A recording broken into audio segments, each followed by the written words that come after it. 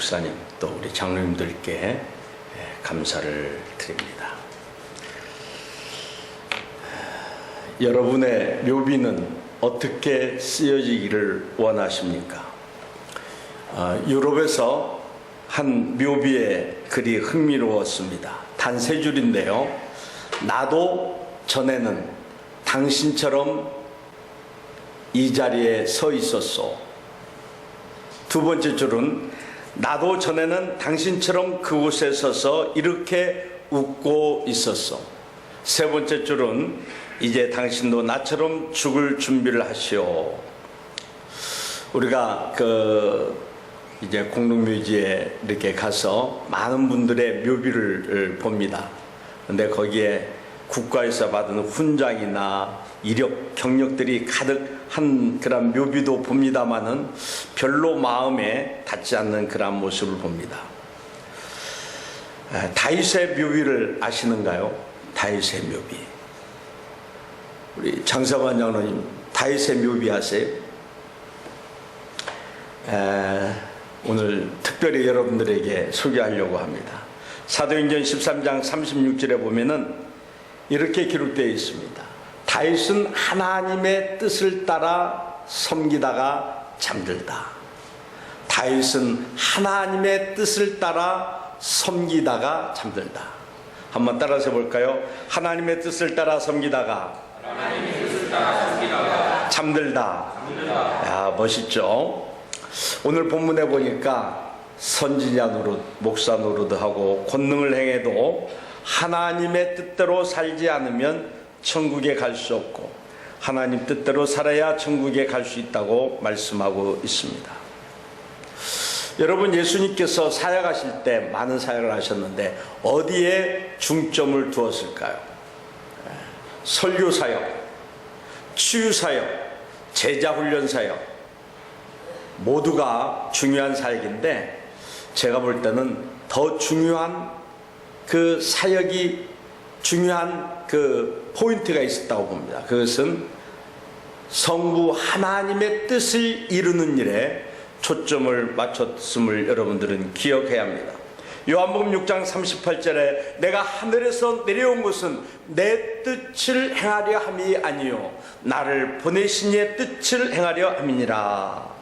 예수님 사역의 최우선 순위는 자신의 뜻, 소원, 비전을 이루는 것이 아니라 나를 보내신 성부 하나님의 소원, 하나님 아버지의 소원을 이루는 것이었다라고 말씀하고 있습니다. 마태복음 26장 최후의 만찬을 하신 후 감람산 겟셋마네 동산에 올라가 최후의 기도를 하시는데 무슨 기도를 하셨죠? 내 원대로 마옵시고 아버지의 원대로 하옵소서. 한번 따라서 해볼까요? 내 원대로 마옵시고 아버지의 원대로 하옵소서. 예수님이 십자가에서 운명하기 직전에 다 이뤘다 말씀하셨어요. 테텔레스타이. 예수님의 소원, 예수님의 비전을 이룬 것이 아니라 나를 보내신 아버지 하나님의 소원, 비전을 이루었다는 것입니다.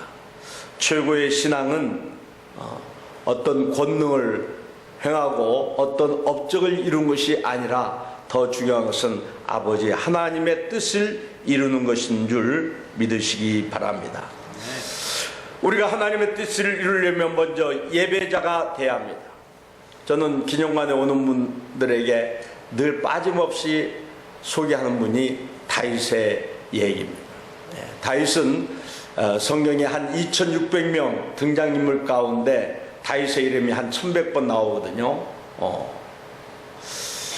그런데 그 다윗에 대해서 내 마음에 합한 자라 내 뜻을 다 이루리라 그랬어요. 또 구약 성경에는 아무개는 다윗처럼 여호와를 온전히 섬겼다. 아무개는 다윗처럼 여호와를 온전히 섬기지 못했다라고 그렇게 모든 구약 인물 평가의 기준점이 될 정도였다는 것은 참으로 놀라운 일입니다.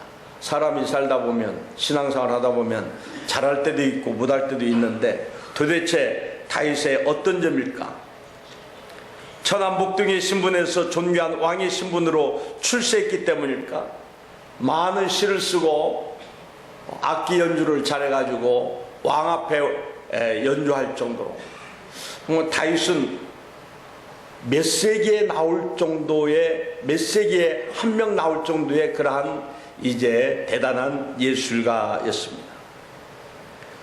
요즘 격투기 챔피언, 프로레슬러 챔피언이 있지만 사자와 곰을 때려잡았다는 얘기 들어보셨어요? 들어보셨어요? 그런데 다윗은 두 번 이상 사자와 곰을 때려잡았던 그러한 이제 짱이었던 것을 볼 수가 있습니다.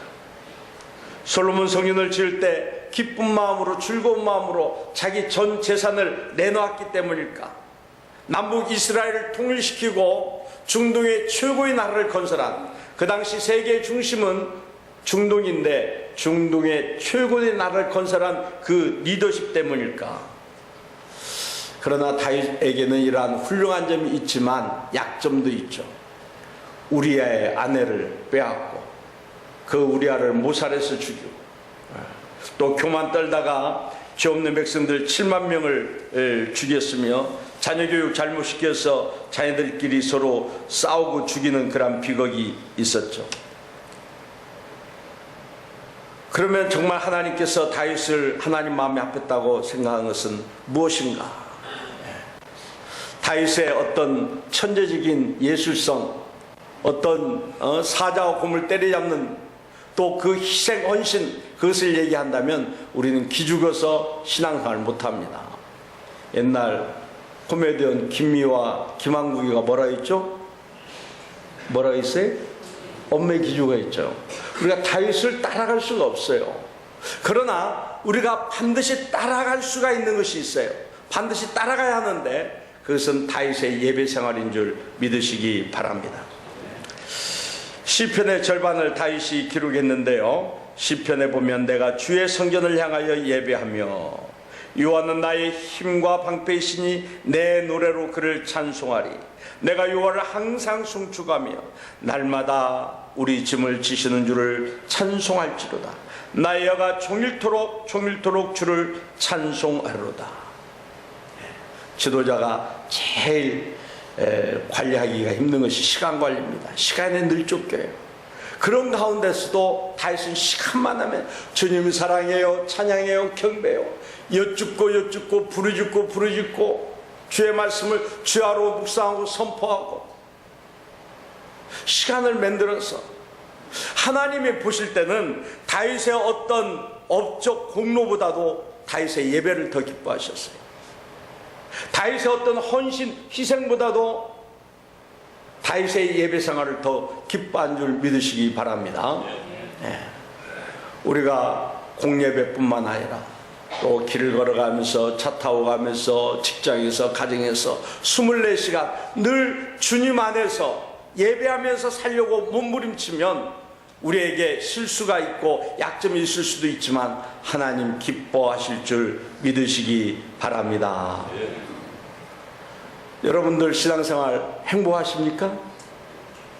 행복한 인생을 살고 계십니까? 예배를 회복해. 만입이 내게 있으면 그 입 다 가지고,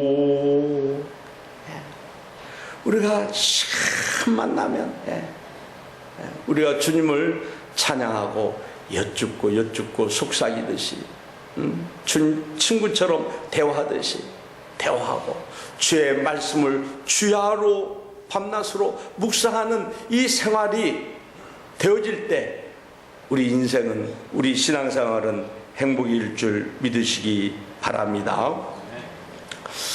그 NGO에 어느 그 장로님이 계셨어요. 그분은 국제적으로 어떤 그 나라에 어려운 일이 생기면 자기 돈 들여서 비행기 타고 가서 그 생명을 구출하고 먹을 것을 주고 입을 것을 주고 이 잠잘 곳도 마련하기도 하는데, 몇 년 전에 저한테 그런 얘기를 한번 하시더라고요. 목사님, 참 보람은 느끼는데 기쁨이 없네요. 보람은 느끼는데 내가 주의 일을 하는데 기쁨이 없네요. 그래서 제가 정중하게 장로님한테 얘기했어요. 장로님, 주의 일 그만하시고 예배를 회복하세요. 몇 개월 지났어요. 장로님한테 전화 왔어요. 목사님, 내가 예배를 회복하면서 다시 기쁨을 회복하고 있습니다. 할렐루야? 할렐루야? 우리가 주의 일을 해야 합니다. 그러나 우선적인 것이 예배 생활임을 명심해 주시기를 바랍니다. 우리 상관교회 성도님들은 공예배 빠진 일은 없겠죠. 삶의 예배 또 열심히 좀 드려주세요. 그리고 새벽에도 우리 예수님께서 새벽 민명에 일어나서 늘 기도하셨잖아요. 우리도 예수님 닮아가기를 원한다면, 예수님처럼 하나님의 뜻을 이루기를 원한다면 새벽을 깨우실 수 있기를 주의 이름으로 축원합니다. 제가 전에 산에 이렇게 좀 다닐 때 아침 해 뜰 때부터 올라가기도 했지만 천왕봉이나 대청봉을 야간 산행을 또 해보면 참 재밌습니다. 이렇게 혼자 올라가는데 정상에 가보면 사방한데서 이렇게 많은 사람들이 온 것을 봅니다. 그때 해가 떴을 때 너무너무 기분이 좋아요. 우리가 새벽에 일어나서 주의 전에 나와서 오늘도 새벽에 보니까 길지 않더라고요. 한 20분, 오늘 20분인가 밖에 안 되던데, 여러분들이 예배 드리고 나올 때, 해가 떴을 때 얼마나 기분이 좋습니까?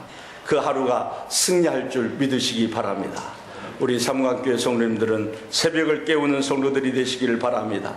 또한 가정예배도 힘써 주시기를 주의 이름으로 부탁을 드립니다. 저희 부부도 열심히 아침 저녁으로 예배 드리고 있어요.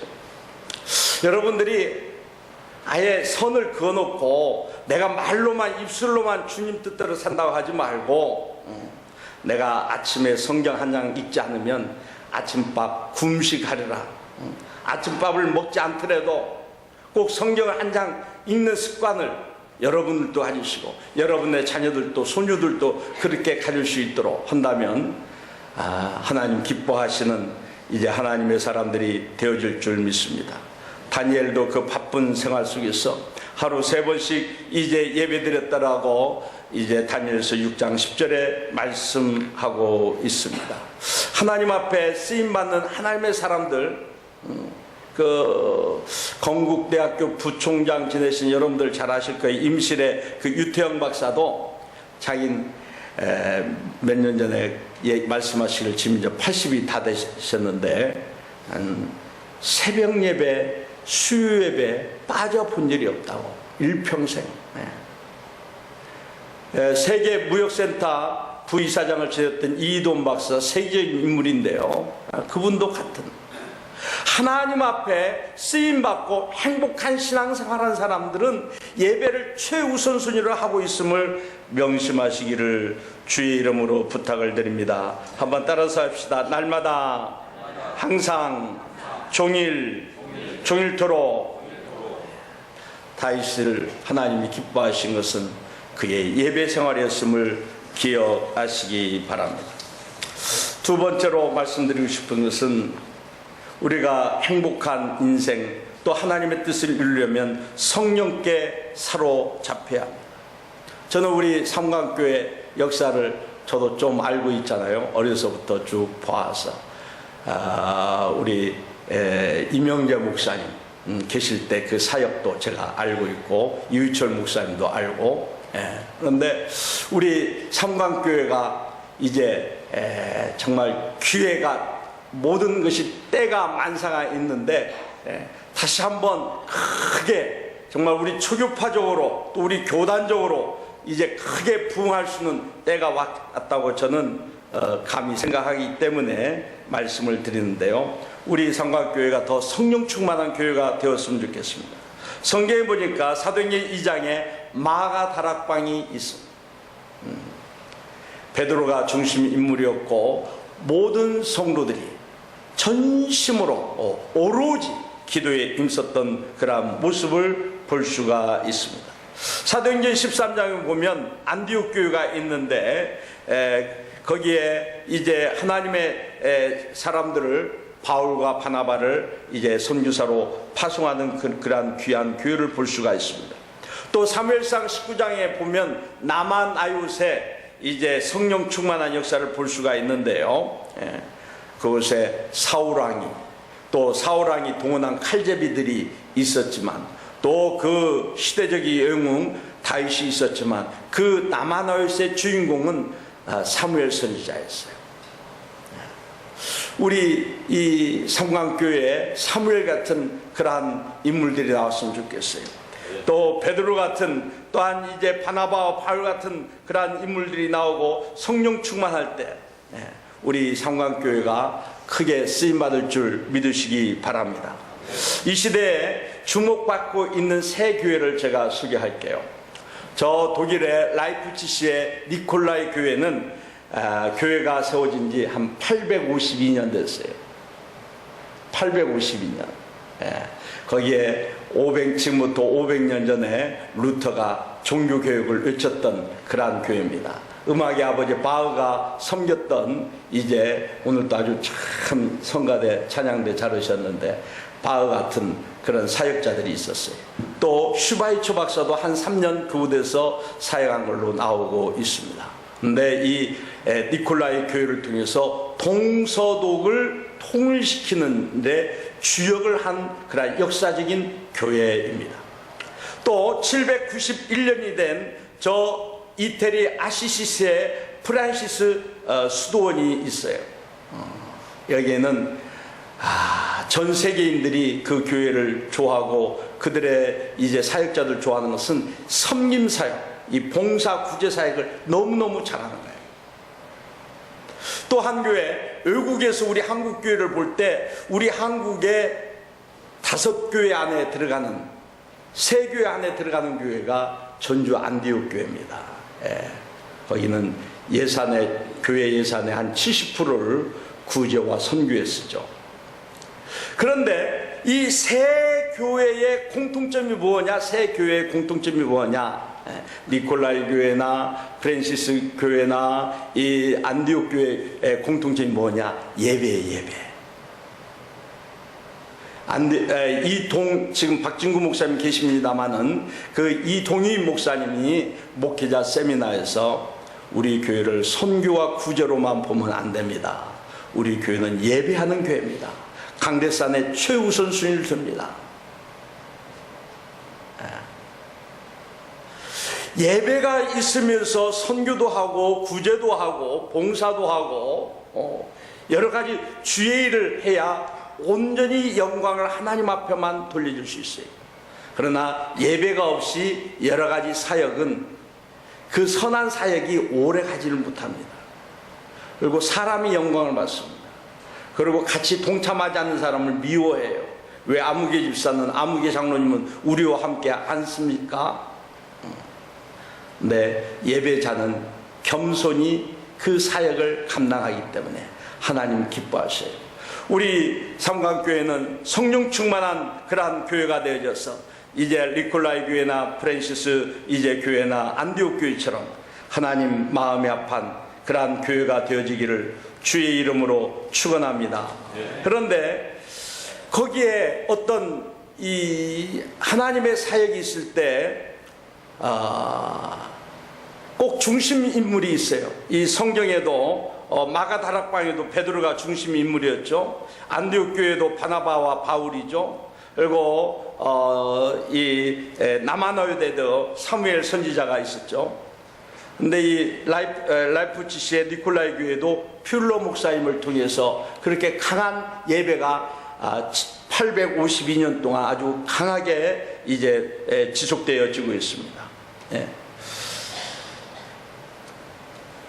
우리 이제 삼강교회가 우리 지역사회에 우리 교단적으로 이제 크게 쓰임 받기 위해서 우리 이재정 목사님이 더 헌신할 수 있도록, 더 열정적으로 기쁨으로 사역할 수 있도록 여러분들이 전폭적으로 지지해 주시고, 할렐루야, 전폭적으로 지지해 주세요. 아멘. 소리가 너무 적다. 왜 안 하세요?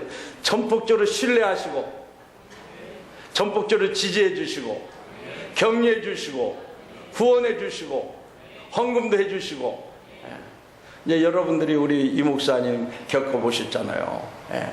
아니, 전폭적으로 지지해 주시고 그렇게 하신다면 우리 성강교회를 통해서 주께 영광 돌려줄 줄 믿으시기 바랍니다. 마지막으로 날마다 순교자가 되었으면 좋겠습니다.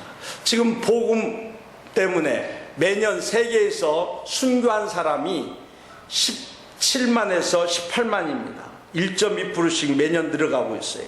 저 중동에서, 아프리카에서, 공산권에서, 북한에서 순교자가 많이 나오고 있습니다. 북한에서 탈북한 사람들, 선교사님들이 데려다가 매일 성경을 5시간씩 읽게 하고 3시간씩 기도하게 하고 한 1년 지나면 말씀에 사로잡힌 그들이 자원해서 이제 그 북한에 들어가서 복음을 전하다 순교한 자들이 있습니다. 중국이 공산화될 때 교회는 완전히 이제 와야 되는 줄 알았습니다. 그러나 순교자의 피를 통해서 지금 1억이 넘는 교회 공동체로 성장하고 있음도 말씀드릴 수가 있습니다.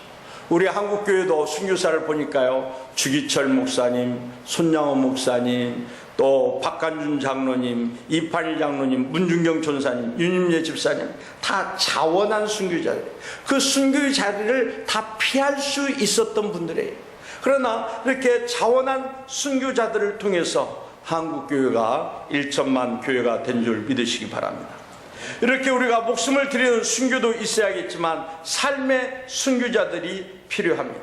그래서 사도 바울은 내가 내 몸을 쳐 복종하게 하면 내가 남에게 전파한 후에 도리어 버림을 당할까 두려워함이로다. 나는 날마다 죽는다. 나는 날마다 죽노라. 그렇게 고백하고 있습니다. 사도 바울은 대단한 분이죠. 셋째 하늘에 갔다 왔어요. 직접 갔다 왔어요.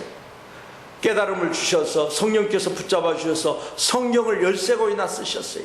소아시아 7교회를 이제 개척했어요. 수많은 기적을 행했습니다. 그러나 이것까지도 다 포기하고 자랑하지 않냐고 날마다 나 자신을 복종시키면서 예배자가 되려고 몸부림친 것을 우리는 기억해야 합니다. 그의 서신에 보면 주님 안에서 주님과 함께 주님과 더불어 주님과 연합해서 170여 회 예수 그리스도 안에서라는 말을 사용하면서 늘 예배자가 되려고 노력하신 것을 볼 수가 있습니다. 사랑하는 성도 여러분, 우리 신앙생활은 행복해야 합니다. 우리가 즐거움으로 신앙생활을 할 수 있어야 합니다. 우리는 예배자가 돼야 합니다. 그리고 그래야만 주의 뜻을 이룰 수가 있습니다. 그리고 우리는 순교 정신을 가질 수 있어야 합니다. 배추는 7번 죽어 우리의 입맛을 사로잡는 김치가 되어집니다. 땅에서 뽑힐 때 1번 죽죠. 또 큰 칼로 쭉 쓸을 때 이제 가를 때 2번 죽고요. 그리고 짜릿한 소금물에 담글 때 3번